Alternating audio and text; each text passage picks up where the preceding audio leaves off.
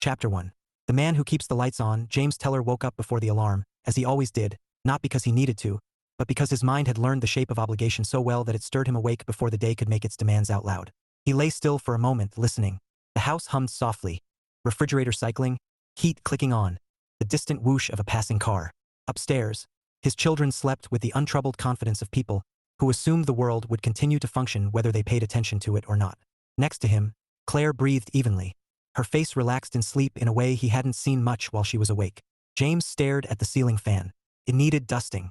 He made a mental note. That was how his thoughts worked now, maintenance masquerading as awareness.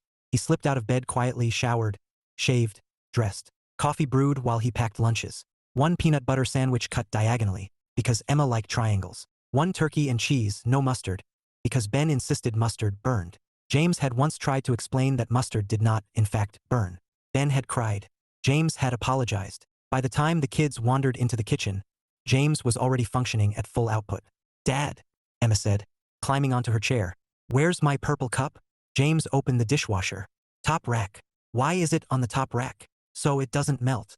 It's plastic." "Yes," James said patiently. "But not brave plastic." She accepted this explanation without further question. Claire entered a few minutes later, hair pulled back, robe tied loosely. "Morning," she said, pouring herself coffee. "Morning." She kissed his cheek, absently, not unkindly, just without focus. James watched her over the rim of his mug. She looked tired. He felt tired for her. He felt tired for everyone. That was his role now, the shared fatigue reservoir.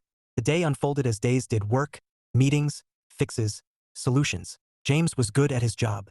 He solved problems quietly and thoroughly, which meant he was given more of them. He did not complain. He didn't see the point. Recognition had always made him uncomfortable anyway. When he came home, the garage door stuck halfway again. James fixed it before he even took off his shoes. "Dad, the sink makes a noise," Ben announced. "I know," James said. "I fixed it last week. It's making a different noise." James crouched, listened, adjusted. Silence. Dinner needed stirring.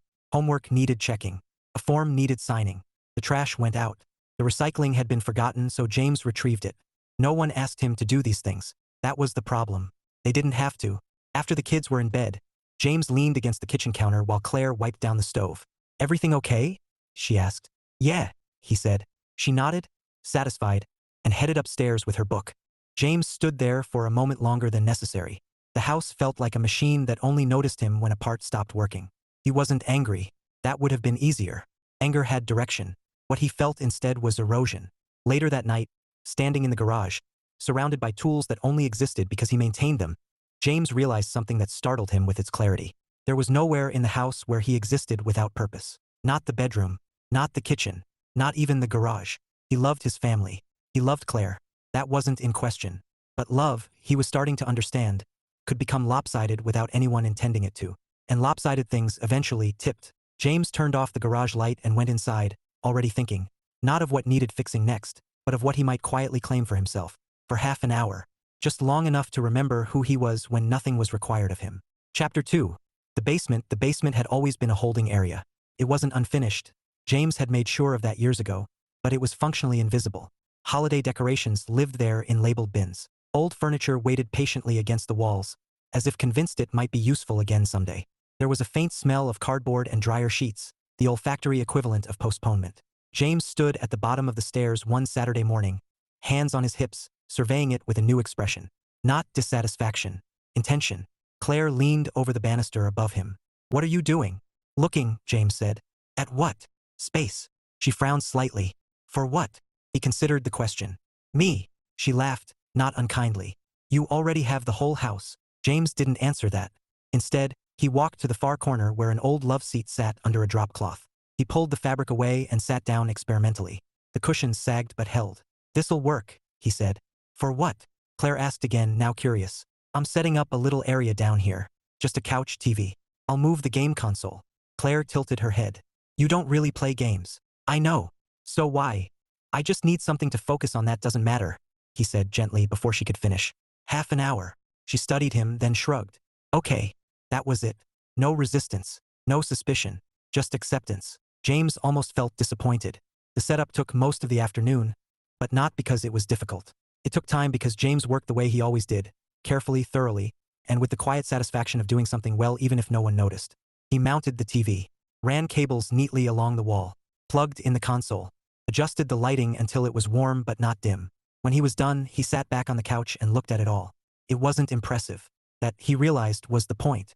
That night, after dinner and baths and stories and negotiations over one more sip of water, James descended the basement stairs alone. He turned on the TV. The game loaded. Bright colors, simple objectives, nothing that required strategy or foresight or emotional intelligence. For the first time in longer than he could remember, James felt his shoulders drop. He wasn't fixing anything. He wasn't planning. He wasn't anticipating the next request. He was just there. 30 minutes later, he shut it off without reluctance. The quiet had done its job. Upstairs, Claire was already in bed, reading. "How was it?" she asked without looking up. "Good," James said. "Good," she repeated. The next 2 nights went the same way. Dinner, kids, cleanup, basement. James didn't announce it. He didn't ask permission. He simply folded it into the day the way everything else folded around him. By the 3rd night, he noticed something else. He was lighter. He laughed more easily with the kids. He listened instead of scanning ahead. When Claire talked about her book club plans, he asked questions, not out of politeness but interest. He hadn't realized how much of himself he'd been rationing. On the 4th night, he was 10 minutes into a level when he heard footsteps on the stairs. Claire appeared at the bottom, holding her phone. "Hey," she said. "Hey, do you know where the charger for the tablet is?" James paused the game. "Top drawer in the kitchen. Left side." "Oh," she lingered. "You sure?" "Yes." She nodded, then hesitated. "Also, the hallway light flickered again. I'll look at it tomorrow." "Okay." She didn't leave. James waited. Eventually she smiled awkwardly. "I just wanted to see what you were doing." He gestured to the screen. "This." She laughed. "It looks intense." "It isn't." "Good," she said. "I'll let you get back to it." She went upstairs. James unpaused the game and finished the level, but the sense of solitude had thinned. By the end of the week, the interruptions had names. "Can you look at this? Do you know where? Before you finish, could you?" They were reasonable requests. None of them were urgent. Each one on its own was nothing.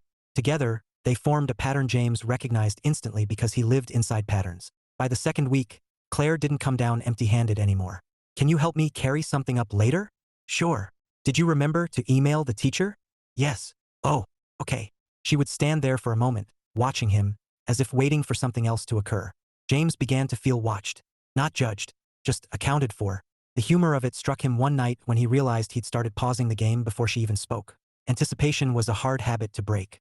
On the 3rd Friday, James turned off the console before she came downstairs. He sat in the dim light, controller resting in his lap, and tried to figure out why something so small felt so fragile. When Claire appeared, she looked surprised. "You're done already?" "Yeah." "Oh." She smiled, relieved. "Good. I was going to ask if you could." James stood. "I need you to give me a list," he said calmly. She blinked. "A list of what?" "Things I'm allowed to do to unwind where you won't interrupt me." The air shifted. Claire straightened. "What?" "James, I'm serious," he said, still calm, but now unmistakably present. "Because right now, this feels like borrowed time. And I don't want borrowed time." Her face tightened. "I don't understand why you're angry." "I'm not angry," James said. That was the moment she became afraid. Because she realized he meant it. And because she realized she might finally be seeing him clearly, for the first time in years. Chapter 3. Interruptions. The interruptions did not announce themselves as a problem. They arrived disguised as logistics. James noticed this on a Tuesday when Claire came downstairs holding a laundry basket like a peace offering. "I know you're relaxing," she said, smiling. "But can you tell me if this sweater is air dry or not?" James paused the game. Again. "Inside tag," he said. "Blue letters." "Oh, right." She didn't move. "And while you're up, can you remind me how you fixed the cabinet hinge? The one that squeaks." "I didn't fix it," James said. "I tightened it." "Same thing." He nodded. "Same thing." The next night, it was the internet. "I think it's slow," Claire said from the stairs. "It's fine," James replied, eyes still on the screen. "Well, it's slow upstairs. It's probably just the signal. Try restarting the router." She came all the way down. "You do it. It listens to you." James looked at her. "It's a box." She smiled like he was joking. By Thursday, the interruptions had rhythm. A knock on the basement door frame. A question that could not wait. A reminder of something he already knew and had already planned to handle. None of it was hostile. That was the part that made it exhausting. Friday night, he decided not to pause the game right away. He told himself reasonably that whatever it was could wait 10 seconds. Claire cleared her throat. James waited. "James." He finished the action, then paused. "What's up?" She held up her phone. "Emma's teacher emailed again. I responded this afternoon." "Oh." Claire glanced at the screen. I didn't see it. You don't get copied, James said. She frowned. Why not? You said you didn't want more emails. I didn't mean important ones. James stared at her for a moment, then stood. I'll forward it. She watched him send the email from his phone. Her shoulders relaxed. Thank you, she said. He sat back down. The game felt suddenly loud. On Saturday, James skipped the basement altogether. He told himself it wasn't a test, just a choice. Claire didn't notice. They went grocery shopping. James loaded the car, unloaded it, fixed the loose handle on the pantry door, helped Ben with a Lego structure that collapsed repeatedly because Ben refused to accept the concept of gravity. That night, when James finally went downstairs, he lasted 8 minutes before Claire appeared with a notebook.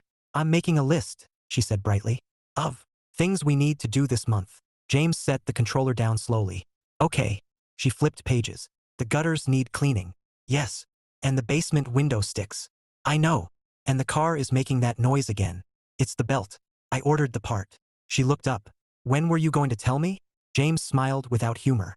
When it mattered. She laughed lightly, missing the point entirely. You're so on top of things. He didn't respond. Sunday afternoon, James was folding towels when he realized he was already tired, and it was only 2.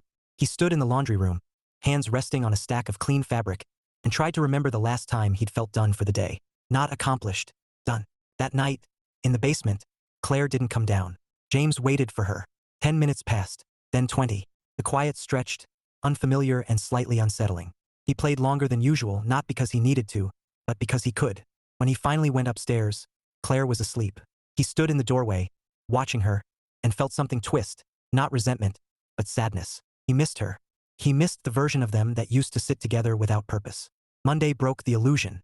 James was mid-level when he heard the stairs creak. I just need help real quick, Claire said. Okay. The printer's jammed. James closed his eyes. Did you open the back panel? Yes. Did you pull the paper straight out? Yes. Did you turn it off and back on? No. He waited. Oh. She left. James stared at the paused screen. When she came back down 5 minutes later, she looked pleased. That worked. I know. She leaned against the wall. You're really good at this stuff. James looked at her. At fixing things, she clarified. He nodded. That night, he dreamed he was a light switch.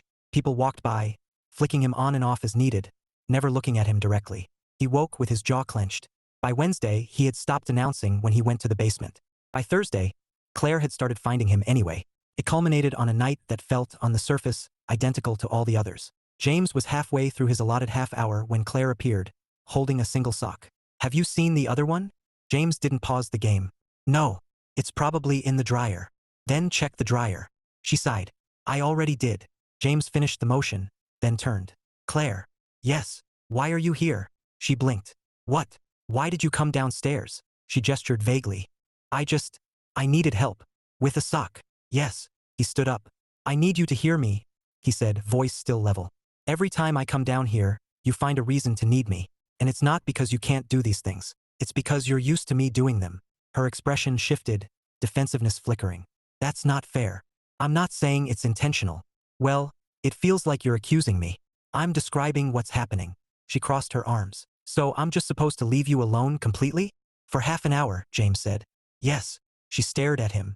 That's ridiculous. Something settled in his chest then. Cold. Clear. He turned off the console. Okay, he said quietly. What do you mean, okay? I mean, we're going to talk about this, James said. Because right now, I don't think you see me at all. The humor was gone now. What remained was something sharper and necessary. Chapter 4. The question. They stood in the basement like two people who had wandered into the wrong room of their own house. The TV screen had gone dark, reflecting them faintly.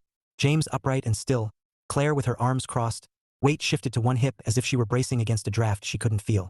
Neither of them spoke at first. Claire broke the silence with a sigh that carried irritation and confusion in equal measure. I don't know why you're making this into such a big deal. James nodded once, slowly. That's part of it.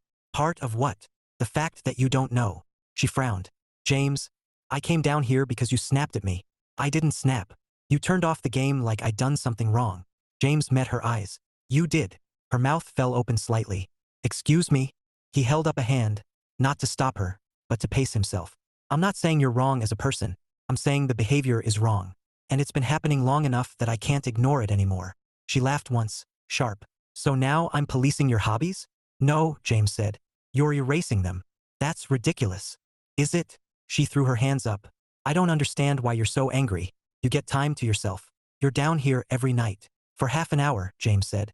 That I have to defend. That's not true. It is. You're acting like I'm doing this on purpose. I don't think you are, he said. That's what scares me.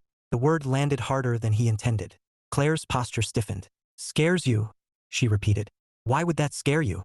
James looked away, briefly, at the couch he'd dragged down here, the modest little island he'd carved out of the margins of his life. Because if it were intentional, we could argue about it, he said. But it's not. It's just how things are now. She shook her head. You're being dramatic. Am I? Yes, you help out. That's not a crime. James laughed softly, but there was no humor in it. You just called it helping out. What else would I call it? He looked at her then, really looked, and something in his expression shifted. Not anger, not accusation, but a quiet, unsettling certainty. Do you need me? He asked. Or do you need what I do? The question hung between them. Claire opened her mouth, then closed it. Of course I need you. Then tell me the last time you sat with me because you wanted to, James said. Not because there was something to plan or fix or remember. Just because. She stared at him. Seconds passed. Her defensiveness softened into something closer to panic. That's not fair. It's a simple question. I can't think when you put me on the spot like that. James nodded. That's my answer. Her eyes flashed. So what? I'm using you now?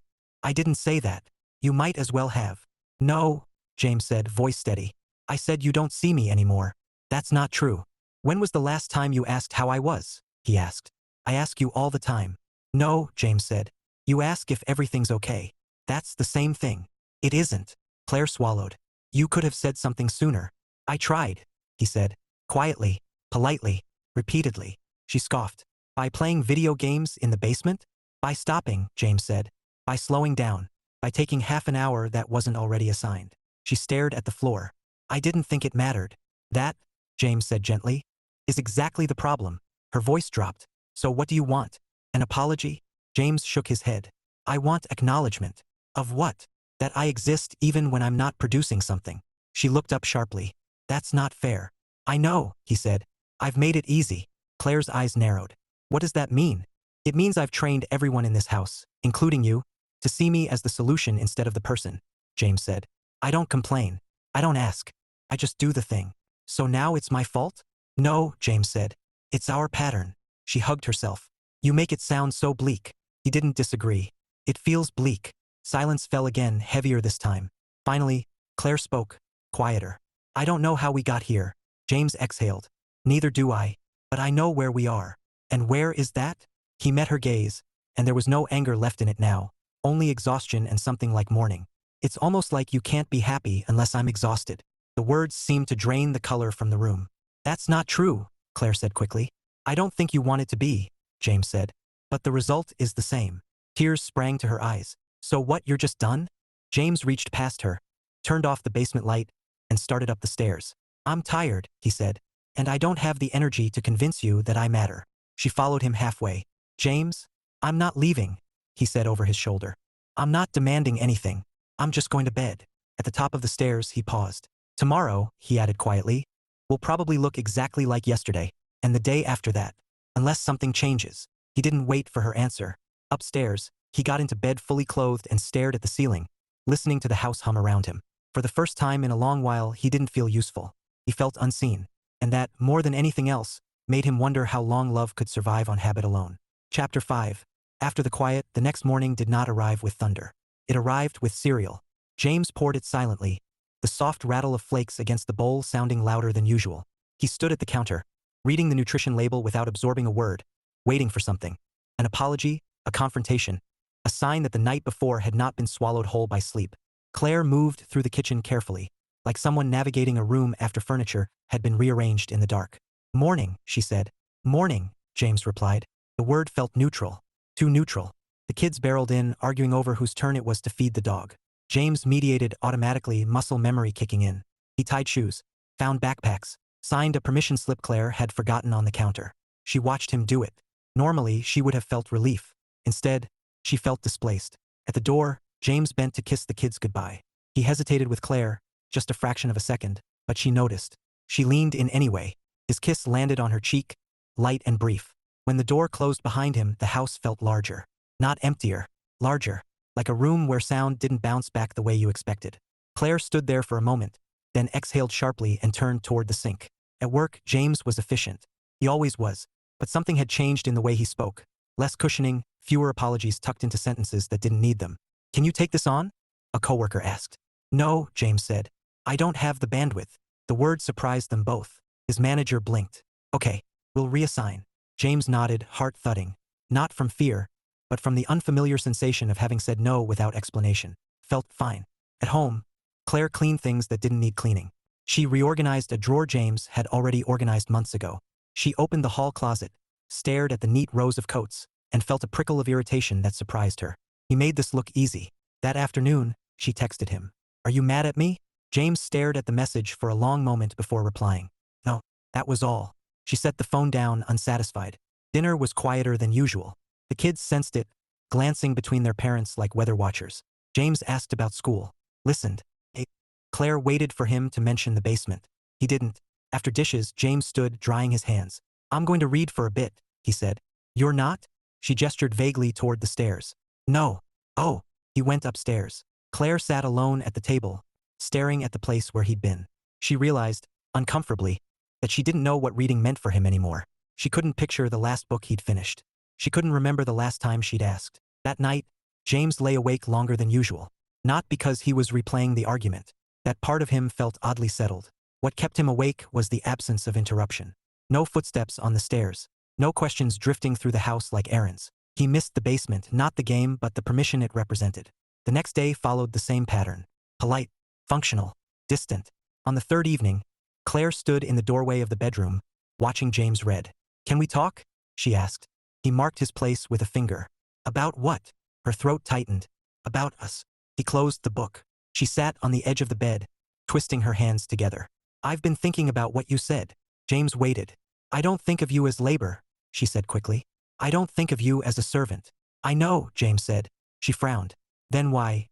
"Because what we think isn't always what we do," he said gently. She stared at the carpet. "I didn't realize how much I relied on you." "I did," James said. That stung more than she expected. "I didn't mean it like that," she said. Things worked. You were always there." "I still am." "Yes, but..." She searched for words. "You feel farther away." James considered this. "I am." Her eyes filled. "Is that what you want?" "No," he said immediately. "It's what happened." Silence settled again, but this time it wasn't brittle. It was heavy, thoughtful. "I don't know how to fix this," Claire admitted. James sighed. "I'm not asking you to fix me." "Then what are you asking?" He met her gaze. "To see me when I'm not needed." She swallowed. "I don't know how to do that." "That's okay," he said. "Neither do I. We forgot together." She laughed weakly through tears. "We're really bad at this." A corner of James's mouth lifted. "We're out of practice." The next evening, Claire didn't go to her hobby room. She sat on the couch, doing nothing, which felt rebellious and wrong all at once. James noticed. He paused near the hallway. "You okay?" "Yes," she said. "I think." He sat down beside her, leaving a careful inch of space between them. They watched a show neither of them cared about. After 10 minutes, Claire turned to him. "Do you want to go downstairs?" James considered it. "No," he said. "Not tonight." She nodded. "Okay." They sat there, awkward and quiet, until something loosened. Not all at once, but enough to breathe. Later, as they got ready for bed, Claire touched his arm. "I didn't realize how lonely you were," she said softly. James looked at her. "I didn't realize how invisible I'd become." She winced. "I don't want that." "Neither do I." She hesitated. "Tomorrow? Can we start over?" James thought about the basement, the couch, the quiet. He nodded. "We can try." It wasn't a promise, but it was a beginning. Chapter 6. Seeing the water, Claire had always thought of herself as observant. She noticed when the kids were quiet for the wrong reasons. She noticed when a friend's smile didn't quite reach her eyes. She noticed when James fixed something without being asked, which was often, and filed it away as comfort. Stability. Proof that her life worked. What she had not noticed until now was the water. The first clue came on Thursday morning when the trash wasn't taken out. Claire stood at the back door, tying her shoes, staring at the full bin as if it had betrayed her personally. James never forgot the trash. She checked the clock. He'd already left for work. She felt a small, irrational flicker of annoyance. And then, just as quickly, something else replaced it. Awareness. She dragged the bin to the curb herself. It was heavier than she expected. She adjusted her grip, annoyed again, then caught herself. This is what he does. All the time. The thought followed her through the day like a pebble in her shoe. At lunch, she found herself replaying the conversation in the basement. Not the sharp parts, but the quiet ones. The way James had said acknowledgement instead of gratitude. The way he hadn't raised his voice even once. She'd wanted him to be angry. Anger was easier to negotiate with. That evening, she made a conscious effort not to ask him for anything. Turned out to be harder than she expected. James came home, set his bag down, and automatically headed toward the sink. "I've got it," Claire said quickly, grabbing the dish towel. He paused, uncertain. "Okay." The word sounded strange in his mouth, like a borrowed coat. They moved around each other in the kitchen like strangers learning a dance. Hesitant, overly polite, bumping elbows. Later, when the kids were in bed, James stood near the hallway, clearly debating. "I'm going to go downstairs for a bit," he said. Claire's instinct was to nod, smile, say sure, then follow him 5 minutes later with a question she could justify. She didn't. "Okay," she said instead. "I'll be up here." James hesitated, then nodded and disappeared down the stairs. Claire sat on the couch and waited for the urge. Came quickly. She thought of the flickering hallway light, the permission slip, the weird noise the car had made that afternoon. Her foot bounced. She picked up her phone, then put it down. This is what he meant, she realized. This pull, this assumption. She stayed put. Downstairs, James sat on the couch and waited. 10 minutes passed. No footsteps. He started the game, muscles relaxing despite himself. He didn't fully trust the quiet yet, like an animal easing into a clearing. Upstairs, Claire stared at the wall and felt absurdly proud of herself. Later that night, James came up without prompting. He looked lighter, not dramatically, just enough to notice if you were paying attention. "Good session?" she asked. He smiled faintly. "Yeah." They brushed their teeth side by side in silence that felt less strained than before. In bed, Claire lay awake listening to him breathe. She tried to catalog the things she relied on without thinking. The garage, the calendar reminders, the way he seemed to carry the future in his head so she didn't have to. She felt embarrassed, not because she was cruel, but because she had been comfortable. The next day, she caught herself before saying his name 3 separate times. Each time, she asked herself, do I need him, or do I need help? The answer was often uncomfortable. Saturday arrived with no plans. That alone felt strange. James worked in the garage, not fixing anything urgent, just sorting, organizing. Claire watched him through the window, noticing how focused he looked when no one needed him. She made tea and brought it out. "Hey," she said, handing him a mug. He looked surprised. "Thanks." She leaned against the workbench. "I didn't realize how much of this stuff just happens because you make it happen." He shrugged. "It's not a secret." "I know," she said, "but I think I assumed it was automatic." He considered that. "Nothing is." She nodded. "I'm starting to see that." They stood there quietly, sipping tea, until Ben burst out the door with a soccer ball and shattered the moment into something loud and joyful. That night, Claire did something that would have seemed unthinkable a week ago. She went downstairs and sat on the couch next to James. He tensed immediately. "I'm not here to interrupt," she said quickly. "I just wanted to sit." He glanced at the paused screen. "You don't have to." "I know," she said. "I want to." He studied her for a moment, then unpaused the game. They sat there together, not touching, not talking much. Claire watched the screen without really understanding it. James explained a mechanic once, then stopped when he realized she didn't need a lecture. After a while, she laughed. "What?" he asked. "This is very you," she said. He smiled. "It doesn't ask much of me." She nodded. "I think that's what I forgot. That you're not endless." He paused the game again, turning to her. "I never wanted to be." "I know," she said. "I just didn't notice when you stopped being you." His throat tightened. "I didn't either." They went upstairs together that night. The next morning, James said no to fixing the hallway light. "Later," he said. "I'm going for a walk." Claire blinked. "Okay." He kissed her cheek and left. She stood there, alone in the quiet house, and smiled. For the first time in a long while, she felt like they were learning each other again. Not through need, but through choice. She didn't know exactly where that would lead. But she knew, finally, what the water felt like. Chapter 7, relearning each other, they tried a date night. That alone felt ambitious. James suggested it on a Wednesday evening while Claire was rinsing dishes. He said it casually, as if proposing they pick up milk instead of the more dangerous act of choosing each other on purpose. "We could go out Friday," he said. "Just us." Claire froze with her hands under running water. "Like, out. "Yes," James said. "Public.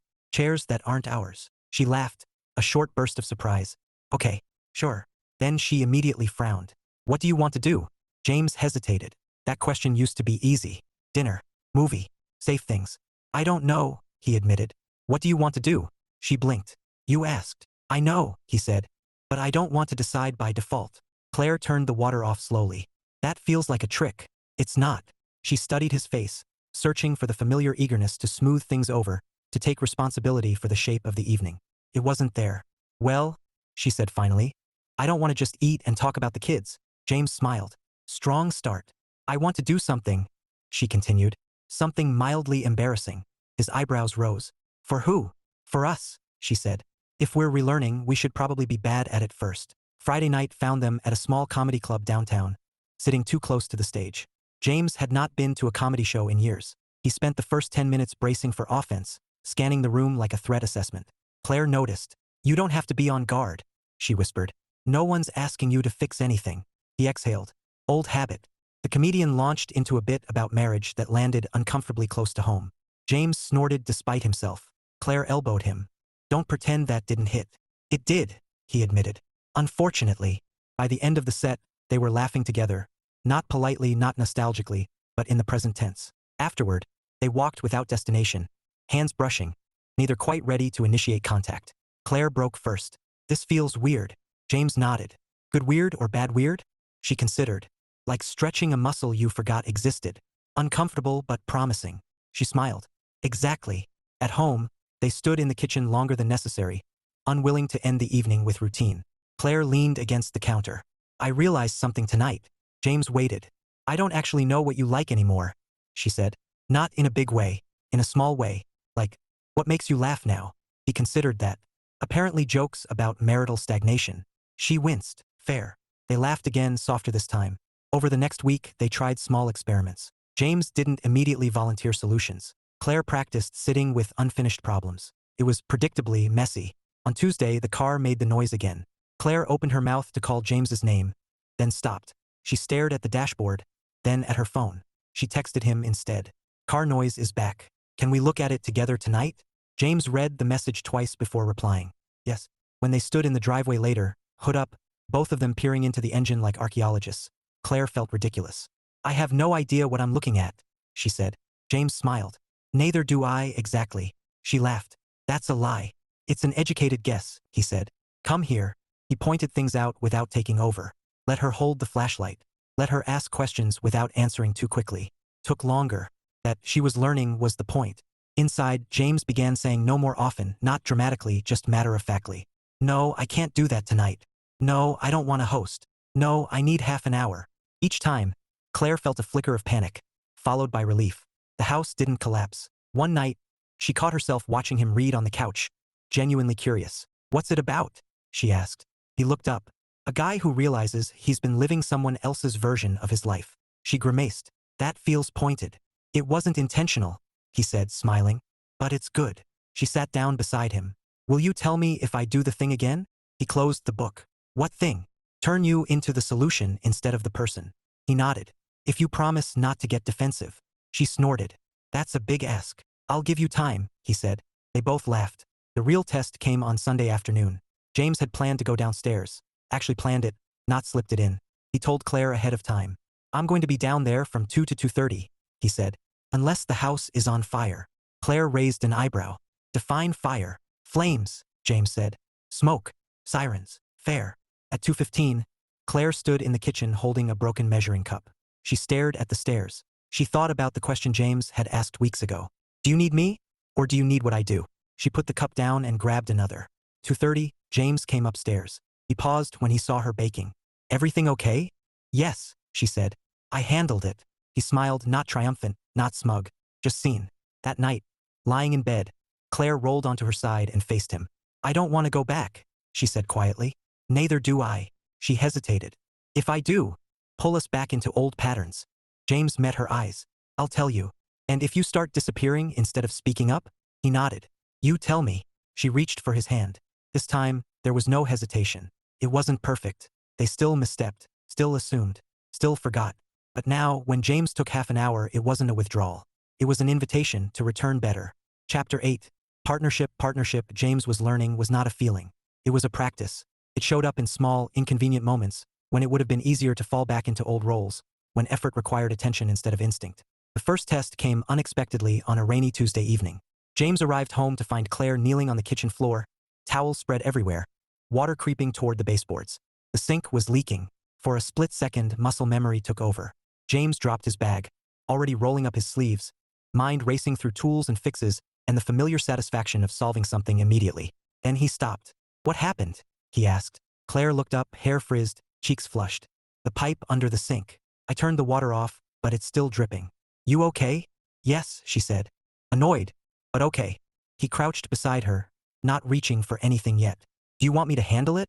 Or do you want to do it together? She blinked at him, surprised. Together, she said after a moment. If that's okay. It is, James said. They worked slowly. James explained what he was doing before he did it. Claire handed him tools, asked questions, laughed when she dropped a wrench and nearly jumped out of her skin at the noise. Took twice as long as it should have. When they were done, the floor was dry, the pipe silent, and both of them were smiling. That was actually kind of fun, Claire admitted. James wiped his hands on a towel. Don't tell anyone. I have a reputation. She laughed, then sobered. Thank you for not just taking over. Thank you for not stepping aside, he replied. Later that night, sitting on the couch, Claire rested her head on his shoulder without asking. James noticed. He always noticed. But this time, instead of bracing for what might follow, he let himself lean back. At work, James continued practicing boundaries. He left on time twice in 1 week. When his manager commented, James said, I've been overextending. I'm correcting that. There were no repercussions, just a nod. The world, it turned out, did not collapse when he stopped holding it up by himself. At home, Claire made her own adjustments. She caught herself mid-sentence often, James, can you? And redirected. Sometimes she failed. When she did, she stopped herself. I'm doing it again, she said one night, grimacing. I'm sorry. James smiled. Thank you for noticing. They began scheduling things, not because they were busy, but because they were intentional. Sunday morning coffee. Wednesday walks. Friday nights alternated. Sometimes out, sometimes in, sometimes separate. The basement remained James's. Claire didn't hover near the stairs anymore. When she heard the game start up, she smiled to herself and stayed put. One evening, James came upstairs early. Claire looked up from her book. Everything okay? Yes, he said. I just missed you. The words landed softly, but they changed the shape of the room. She set the book aside. I'm glad you came up because you wanted to, not because you felt like you had to. So am I, he said. The kids noticed the difference before either of them did. You're nicer, Ben announced one morning. James blinked. I was nice before. Ben shrugged. You're lighter. Emma nodded. You smile with your eyes again. Claire watched James process this, emotion flickering across his face. Thank you, he said to the kids, voice thick. That means a lot. That night, after the house was quiet, Claire found James in the garage. Not fixing anything, just sitting on a stool, staring at nothing in particular. Mind if I join you? She asked. Not at all. She sat beside him, close enough that their knees touched. I was thinking, she said, about what you said, about being seen even when you're not doing anything. He nodded. Yeah, I think I want that too, she admitted. I just didn't realize I'd stopped asking for it. He turned toward her. We both did. She smiled. So, partners. He smiled back. Partners. They sat there in companionable silence. No agenda. No expectation. Later, as they went to bed, Claire reached for his hand. Thank you for staying, she said quietly. James squeezed her fingers. Thank you for finding me. The house hummed around them, steady and warm. Not because James kept it running, but because they both did.